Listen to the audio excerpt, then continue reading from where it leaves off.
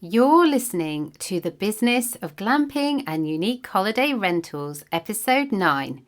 This is where we love to talk about tips, tricks, and inspirations for anyone hosting guests in unique structures. We tackle the A to Z of turning your passion into profits because building a successful business takes time and effort. So I share proven strategies to help you get there faster.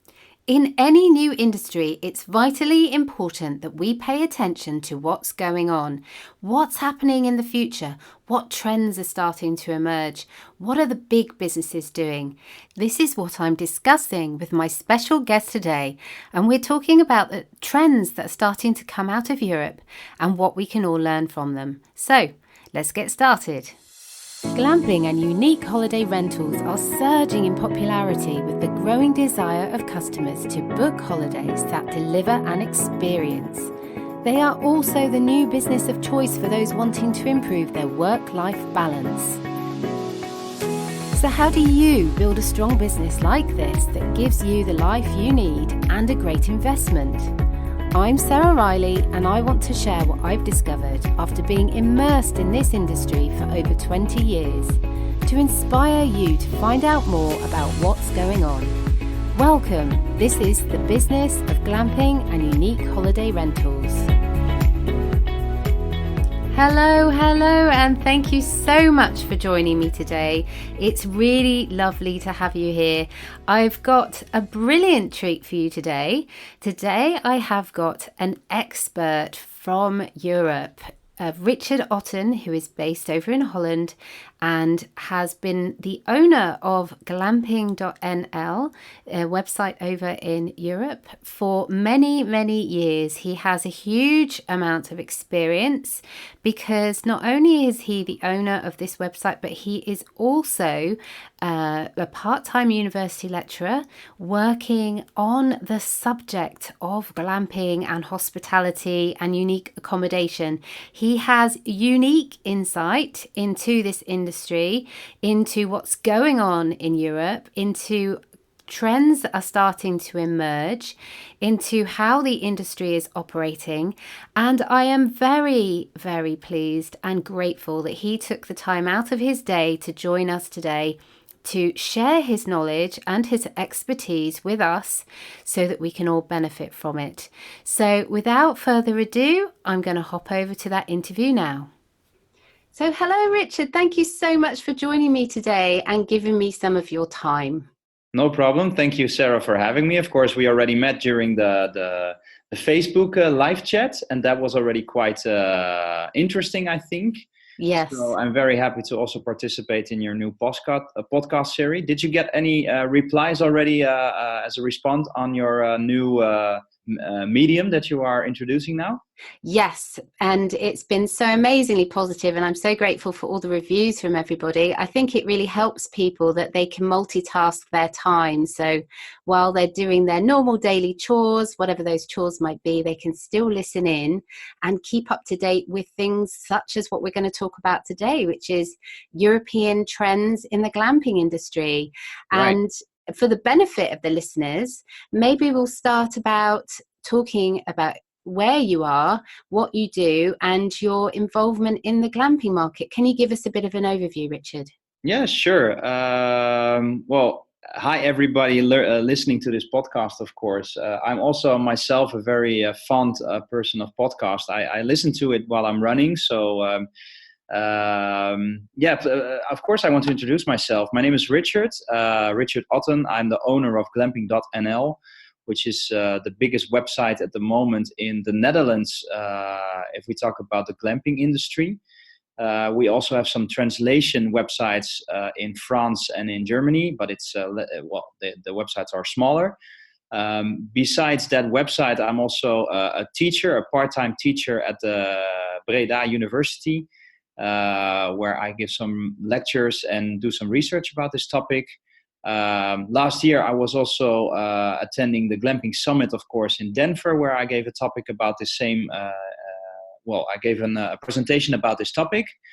So yeah, that in a nutshell is me about, concerning glamping, of course. So we have a big website here in Holland, and to put that in perspective, we have about 500 accommodations or destinations that are listed on our website, and all the Dutch customers that are willing to go on a glamping holiday, they can address our website, visit our website, and then of course go to a tour operator or directly to a destination to book the holiday.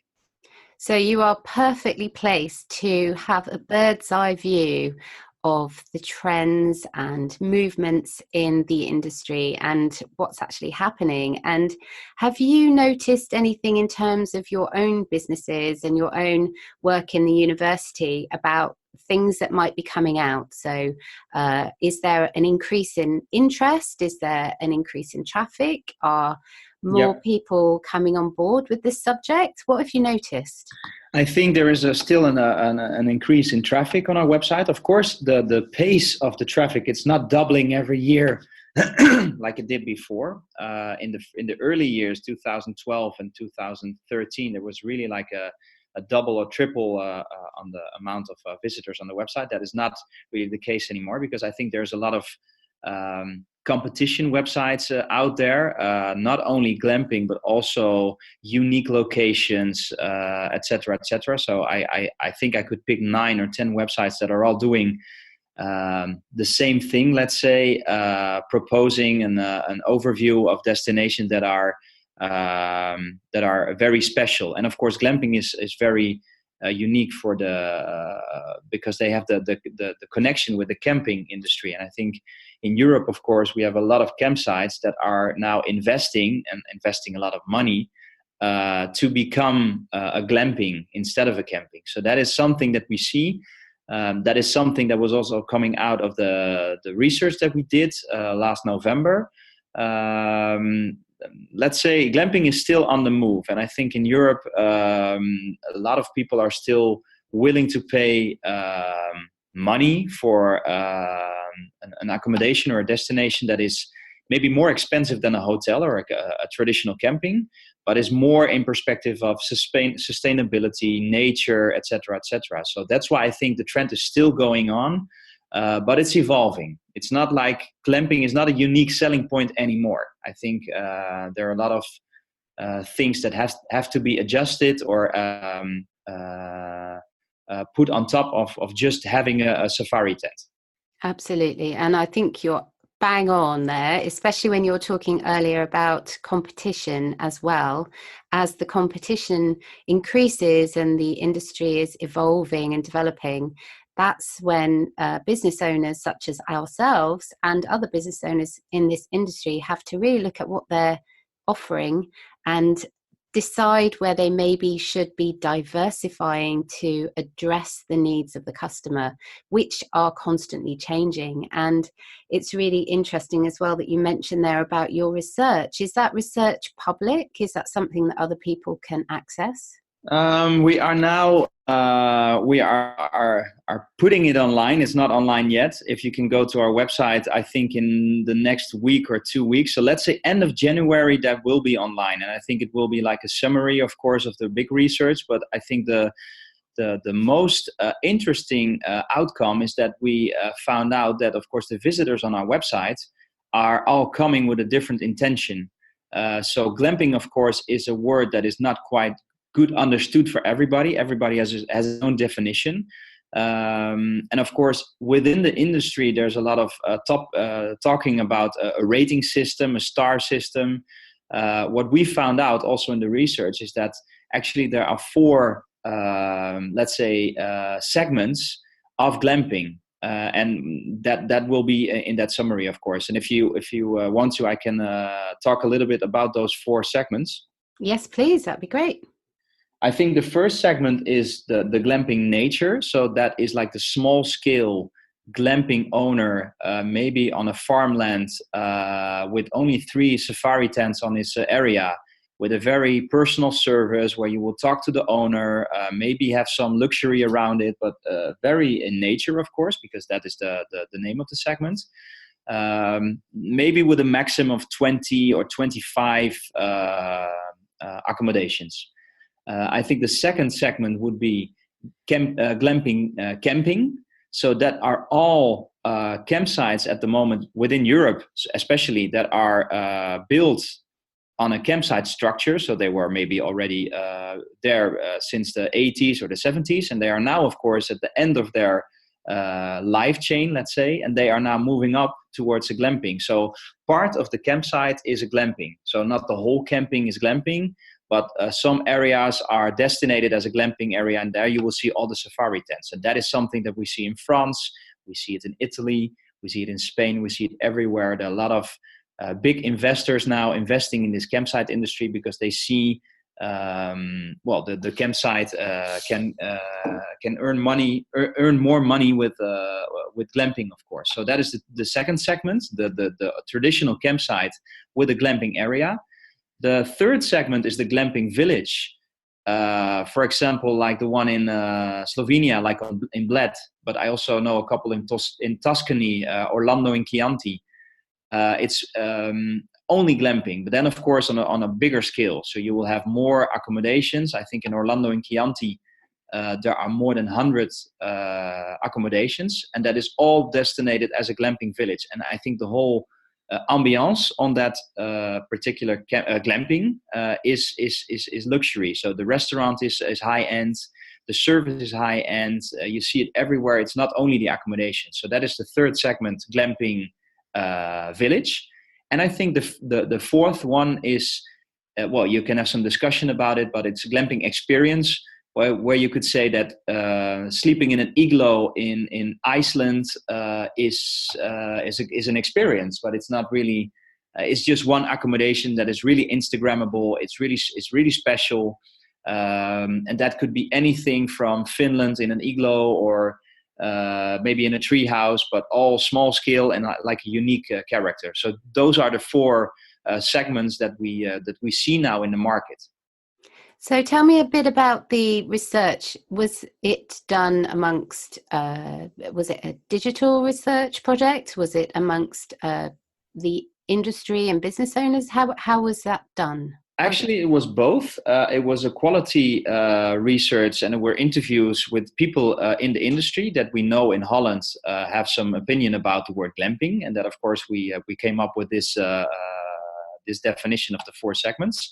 And on the other hand, we saw the visitors on our website, and we worked in collaboration with the tour operator, which also gave access to the bookers of that tour operator. So the people that book via the tour operator were interviewed with a questionnaire. Okay. Oh, that's amazing. Well, when that is launched, maybe I can put that as a link in the show notes to this podcast so people can find that easily. That'd be really helpful. Yeah. Fabulous. And you raised a couple of things around trends that you're starting to see in Europe of big businesses and what they're doing to get probably... I don't know if you feel what their underlying reasons are for the big, bold moves that they're making in the industry at the moment. Right. But potentially it could be trying to access a different consumer for the future and strengthening their business by moving alongside a trend that's happening that they're seeing is gaining in strength. But maybe if you could talk about that a little bit. Yeah. What we see in Europe is that the old-fashioned campsite is you cannot do it on your own anymore. I think from a camping view perspective, maybe 15 years ago, you could be independent, have hundreds accommodations somewhere in France, and have a good life. But now, these days, with the marketing costs and the investment costs that you have to do in trying to find the customer through internet, and all people are now last minute bookers. So it's not like it used to be in January, everybody had his holiday already planned. Now it's all in June. And on the other hand, you have to really invest in good accommodations, and they cost money. You cannot just put on a bungalow tent and then people will be happy with plastic chairs, etc. So that was back in the days. And now, of course, all these campsites are bonding together. And first we saw some groups and some tour operators coming up. But now I think the last year and 2 years, we see a movement of big investors. And these are really private equities. So they are in it for the money. And they have pointed out the camping and glamping industry as an industry where money is made, where money is still made. And I think in Europe now we have two big conglomerates of tour operators. One is the Vakallianz or the Vakantselect group, which is I think the second largest group now in Europe in terms of revenue, and they are the owner also of Canvas. I think Canvas is well known in the UK as well, but also Vakantselect, Tuapi, Amac, all these brands are now part of this big family.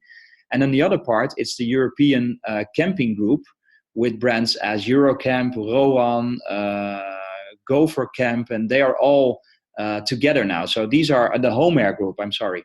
So the Home Air group and the Vakantselect group are now really dictating the market for the campsite industry. So what is funny is, of course, that these big investors and private equities, they have millions. So they have a lot of money to burn, and they invest. So if they buy a new accommodation, they don't just buy one, they buy thousands maybe for all their campsites. And they are all investing on glamping. So like we discussed it in the Facebook live chat as well, I think for your listeners, which are more maybe the small scale glamping owners, maybe I'm a little bit, I don't know if they're all like that, but I think a lot of listeners are small scale and they need that advice. You have to be different than these big companies because you cannot compete with them.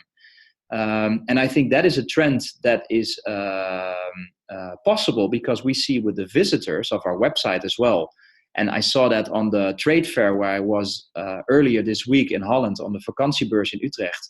It's all about sustainability. It's all about personal. It's all about nature. So people are really moving back from mass tourism, let's say, and moving back towards a small scale tourism. And they have the money for it as well.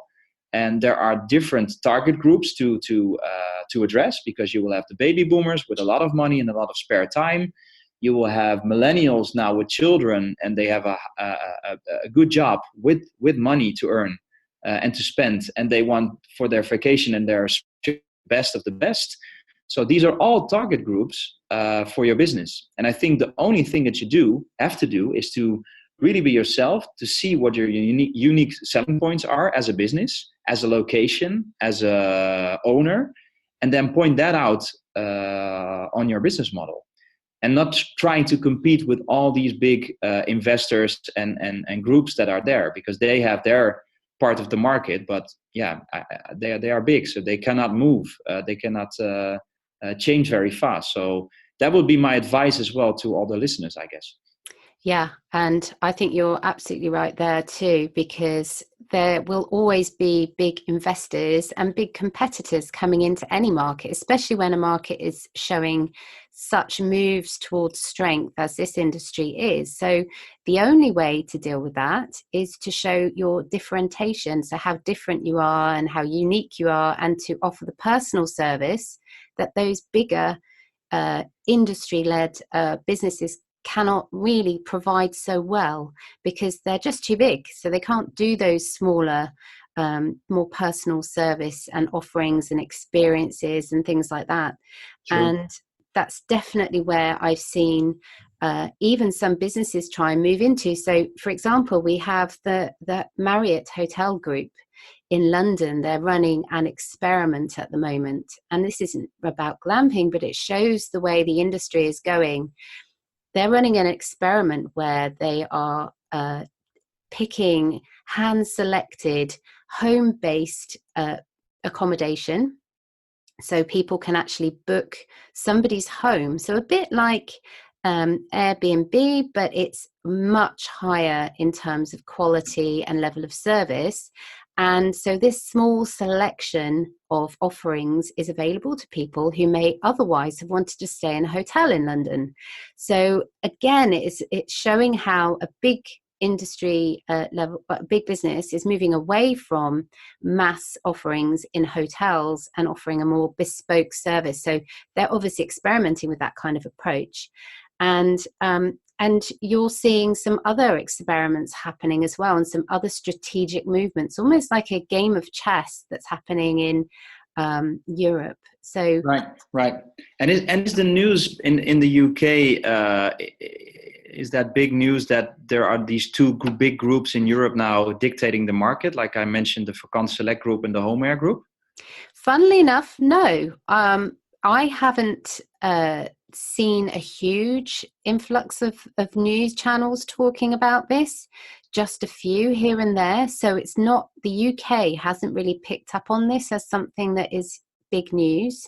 Right. But it just could be because it's being buried amongst the political news that's going on at the moment, because there's so much politics going on in the UK with Brexit and all the issues that we're having at the moment. So it could just be that it's being buried. Right. But yes, it's not something that's making huge news. That's not to say it shouldn't be listened to, of course. No, but I think it's interesting to have that as a topic, because I think a lot of glamping owners are in this business, of course, because they are passionate about the business or about changing their lives, or trying to set up a business. But you're in the right business, I think, because there is a lot of money made by these companies, and they're not in it just for the passion, because they are really in it for the Excel sheet and their revenue in the end. So, and I think a couple of years ago they made that decision, and I think it will go like this: that these big conglomerates of brands and tour operators, they will dictate the market, but of course it will have an how do you say that, an anti-movement, because like I said, the only movement that I see is to do it differently is to be small scaled and be personal. And I think with internet and with personal service on the site, you can do that. I mean, that's the whole thing. And then you can make a difference. Absolutely. And some people worry about when big industry starts moving into a market. They worry about the extra competition. They worry about whether they're going to be pushed out. And so they start questioning, is this the best thing for me to do, to get involved in this particular thing? But actually, I think it should be the other way, that you should find this really encouraging, that big businesses are wanting to come into this part of the market, because it means that there's big things happening, and they're seeing that people and customer behavior is moving in a certain direction. And a market where there's no competition means there's not much money. Exactly. And it's a big risk to move into that market. But when you're seeing competition coming in, then you can start saying, right, there's money there. People are understanding that this is a place to be. So I'm going to follow that, and I'm just going to make sure that I'm different. So exactly what you were saying earlier, to make sure that the offer is different, and they're able to offer something that the bigger industry leaders cannot offer. And that's absolutely where you've hit the nail on the head. And I think it's something that people should take encouragement from and not be worried about the competition. What do you see, Sarah, in the UK and also maybe worldwide, as also a professional in the industry, about sustainability in the world? Of course, maybe glamping is already very sustainable in some terms.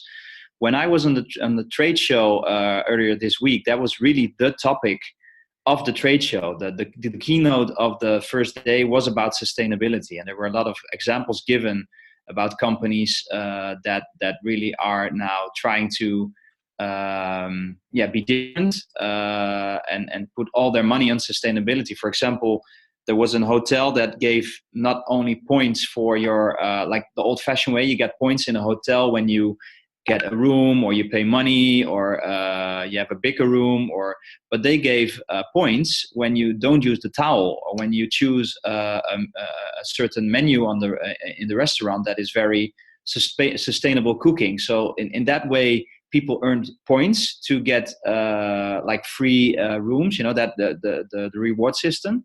Yes. And I thought that was very interesting. I mean, that's very now a new topic. I think it's the same thing as the Tom's shoes. I think that for example is also well known in the UK. When you buy shoes from Tom's, then the local industry where the shoes are made, they give shoes away to people that don't have shoes. So you pay your money, but actually somebody else gets shoes as well. So all these examples. What do you see within the glamping industry on that topic?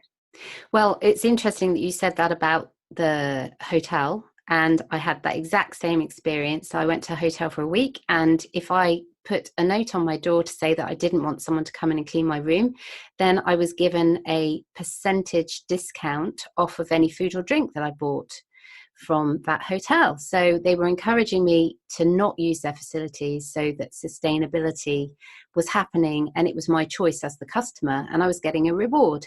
And I think we're starting to see a bit of that coming into the glamping world on the service level, but not very much. More what's happening in terms of sustainability is the types of offerings that are being given to customers, such as the hot tub is a particular type of hot tub. Right.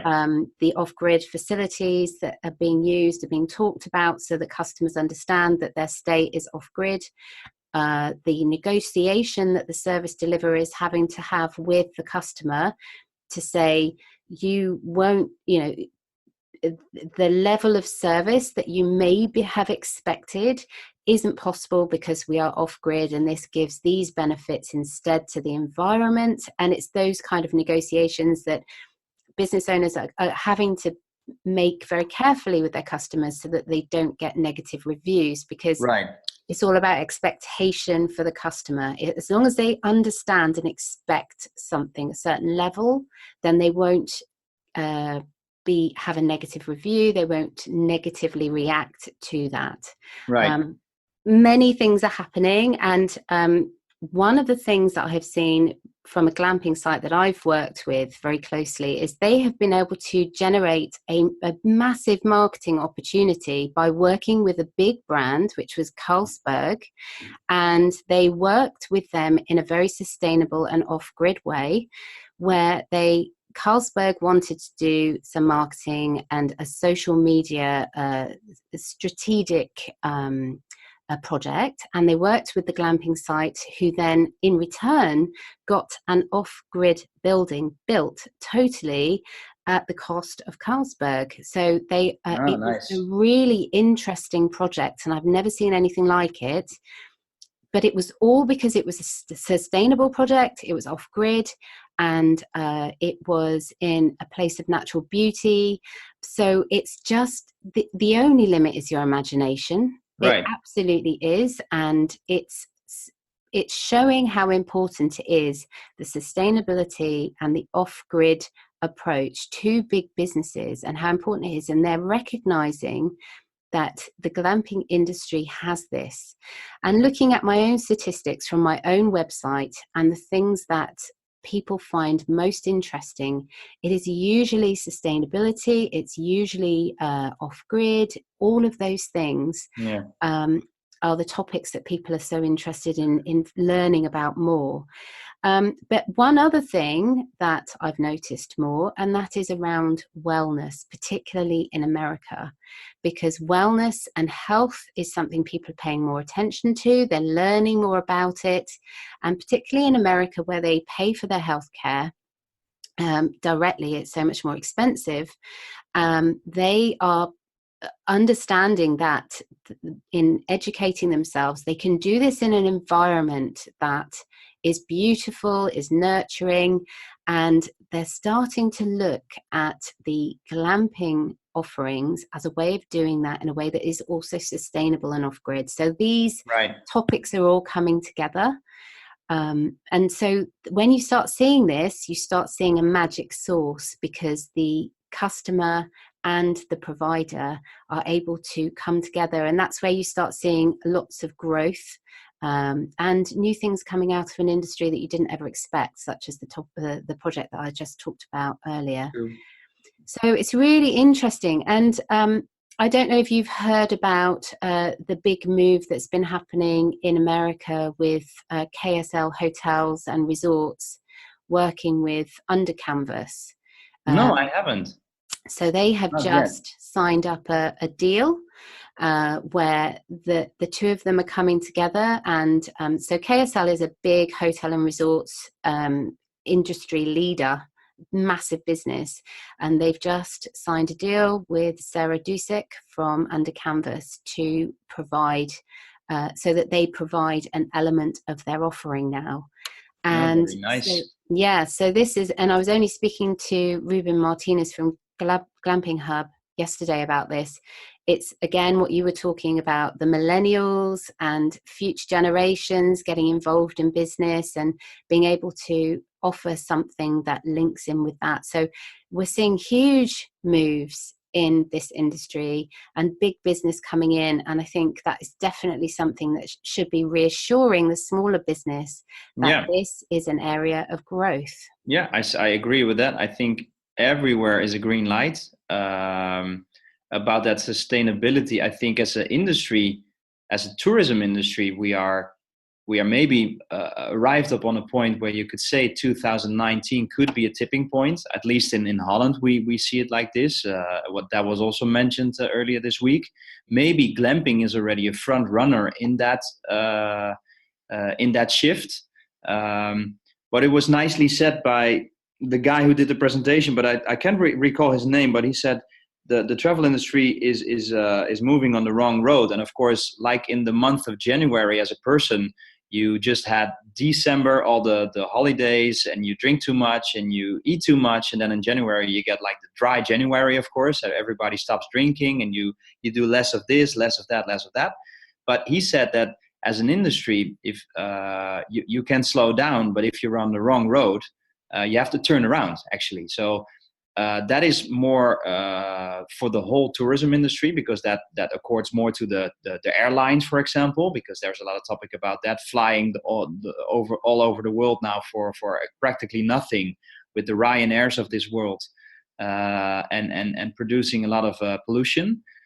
So I think like a counter trend is actually glamping and is nature, and people are reaching out to nature again, reaching out to each other, reaching out for health.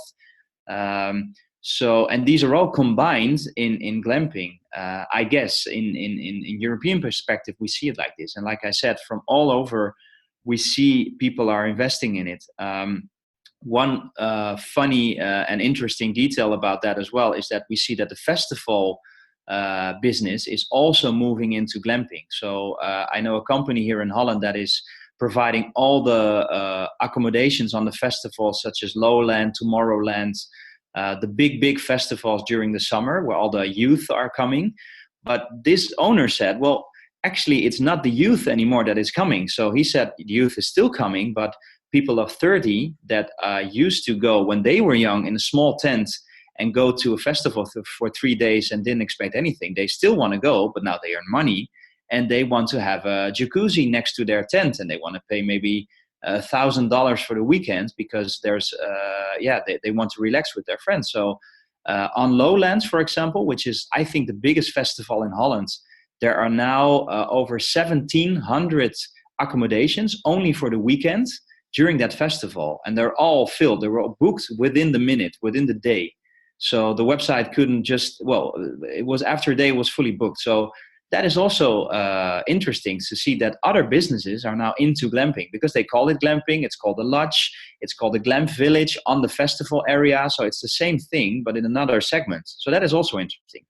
I can totally relate to that. As somebody who used to go to festivals a lot, I don't know if you have heard of Glastonbury Festival. Yeah, sure.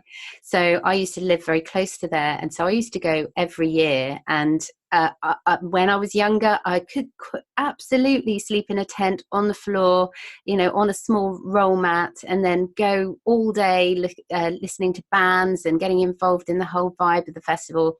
Go back to the tent and not sleep hardly a wink because it was so noisy around. There's a sea of tents and in the mud, and I didn't think twice about it. I could sleep when I get home, it would be fine. But now, no way. And so we're seeing exactly the same thing at Glastonbury Festival, but it's actually I believe I'm right in saying that one of the glamping offerings there is one of the most expensive glamping offerings in the world. Right. So it's a particular offering where you actually have a butler of sorts who is there to look after your every whim. You have access to being transported anywhere in the site that you like. Right. You can be transported off-site in a helicopter, that kind of And thing. do you know what you pay for if you would go to Glastonbury and stay there in the glamping area? Well, there's two particular types of areas. So that one with the butler, we're talking tens of thousands of Right. pounds. But then there are other glamping offerings which are a bit cheaper, around the £1,000 and so on. And depending on how many add-ons you want, as you said, do you want the jacuzzi? Do you want how many beds? You know, is it for 4? Is it for 6? Is it for 2? That kind of thing. People are paying a lot of money. Yeah. And I heard also a story about a guy, a business owner, who invited his clients to Lowlands, and then just out of Lowlands on another area, he built a big glamping tent, like a big safari tent, but then like a business platform or a business pavilion. And he spent I thought it was something like €100,000 just to put that on, and that is another perspective. So business is in it as well. So not only people come to the festivals, but businesses, they invite their clients and then say, well, come this whole weekend and I pay for you. And then of course that is really interesting. And it's all glamping. It all has a touch of glamping because they call it glamping. Yeah. Yeah. I don't know if it's glamping, of course, that could be a discussion, but Yes. And there are many debates around exactly what is glamping, because the different services vary so much, not just in the festival world, but in the holiday world as well. So it really is very different, and it's quite tricky to categorize the different types of glamping. So you've categorized things that have come out of your research into 4 key areas, as we talked about earlier.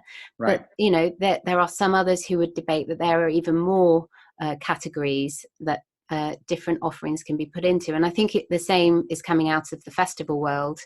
And I believe, as you said earlier, about how the people who are accessing this and paying for these services in the festival world are those people who have moved from being young festival goers to now older festival goers. And so this is just businesses offering what their customers want, and that's key, and that's why it's so successful. I think one thing that was also interesting, you talked earlier about health and reconnecting to nature again. The person that was giving the presentation, the keynote, he said that in the USA, in the United States, 75% of the people now live in city areas, and actually in the same, I don't know, I have to find out maybe if I can get the source of that research, but he also said that 7% of the children in the USA get only, I thought it was a couple of hours outside. And I thought it was 2 or 3 hours, something like that, because I was really in shock, because when I go back to my own youth, and I'm 35 now, I was always outside. There was no social media, there was no computer, there was no, you only sat inside when it was raining. And even then my mother said, well, go outside and put on your coat. So if now in this world people raise up their children sitting on the back bench of their car, moving from the piano teacher to school to, I don't know, and always sit inside because there's always social media and a computer, then you will also see that if there is a holiday and if there's a weekend, and as a family you want to be together, then you want to reconnect to nature. So that is also a big challenge and a big opportunity as an industry as we are in, to provide that, of course. And like I said, if people really want it, and now in these days, nature and being silent and being without Wi-Fi is a luxury. So you can define that as a luxury, and then the price goes up. So the guy in the presentation also answered the question of somebody in the room. And of course, the big question was, well, if everybody is earning more money, and if in China everybody's getting into like the middle class income, then they all want to travel and they all want to see the landmarks, but they all want to see nature and they all want to visit the parks, etc., etc. So what will that be in the future then? And then the simple answer was, of course, well, then the price goes up, because everybody wants to go, but everybody cannot go. And you already see that in the national parks in America.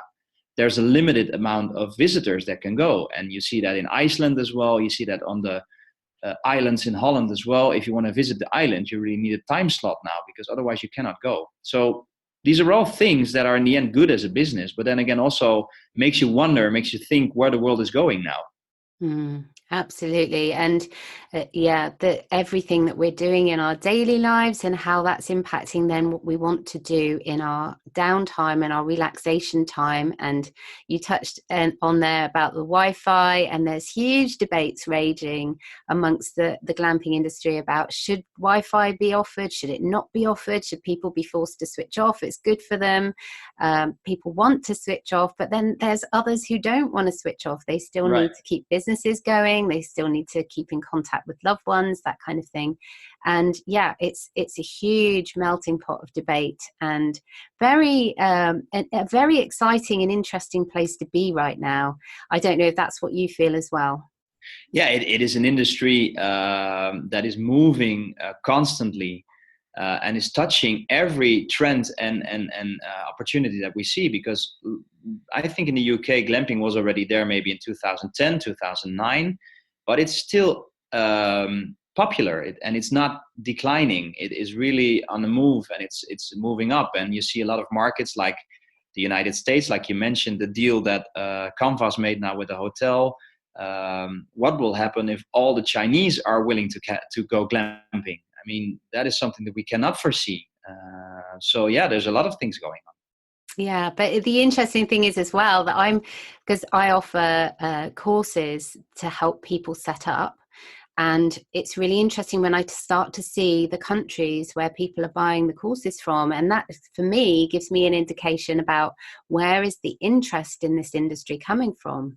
Right. And so I have started to see more things going on in Japan and in China. Some more interest in that part of the world. And so who knows where this is going to take us? Who knows what's going to happen next? It's a very interesting time. So what would you say to somebody who is on the verge of maybe making a decision about getting involved in this industry? What would you say to them? What would be your view?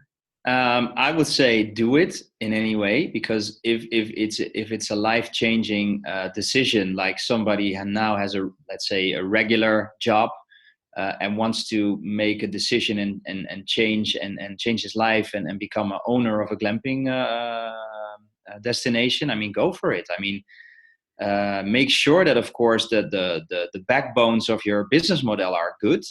But nobody could really predict in 2013 where the world is now, actually. So within 5 years, everything has changed already. So when I started out my business 15 years ago, I really had to fill in a business model. I had to go to the Chamber of Commerce, and everybody had to sign it, or you really had to have a business model of multiple pages. And I think, of course, that is still important. Like I said, you have to have a backbone of your company. But I think the whole start is it really something that you love? Like I mentioned before, there are big players with big money. You cannot compete with that. You have to do it if you love it. If you like serving customers, connecting with people, and you do not have that in your own job at the moment, then yeah, go for it. I mean, it's a different kind of life. It will be a hell of a job, of course, because you have to do everything on a small scale glamping. But then again, you're in nature, you're reconnecting to people. Go for it.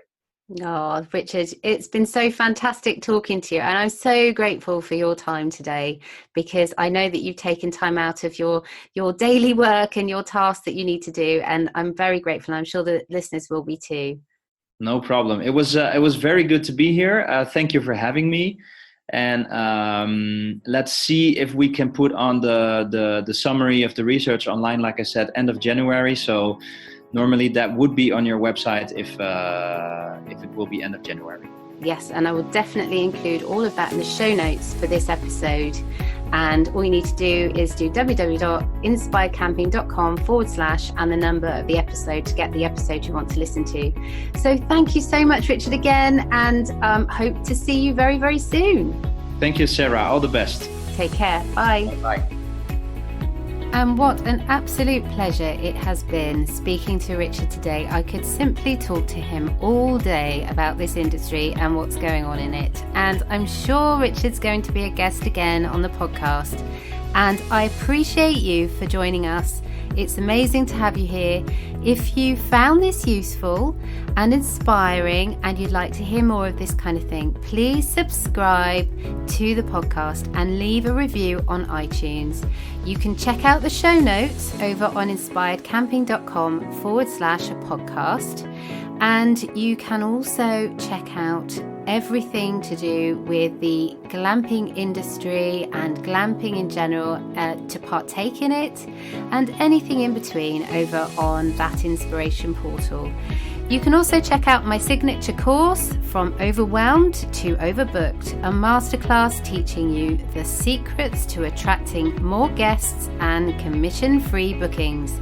Or if you simply want to investigate setting up your own glamping business, I have also introduced a setup course helping you to get the information you need quickly so you can make it happen in as little time as possible. You can find all of that over on Inspired Courses. And finally, we have such a generous and amazing group of people who are either thinking and dreaming of starting their own glamping business, or they already have and they're working to overcome daily issues. You can join us all over in our Facebook group, and we'd love to have you there. So, see you soon and take care.